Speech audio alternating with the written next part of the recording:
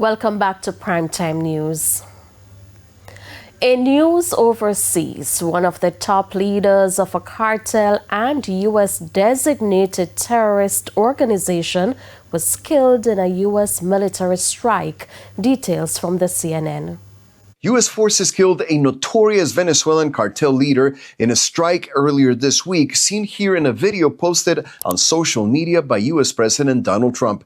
The Justice Department says Héctor Rustenford Guerrero Flores, known as Niño Guerrero, is dead after an operation the U.S. says was conducted with Venezuela. Officials say Guerrero took a Venezuelan prison gang known as Tren de Aragua and turned it into a transnational terror organization. For months, the U.S. military has been targeting Tren de Aragua with deadly strikes on alleged drug boats, killing more than 200 people, but without ever providing evidence of drugs on board.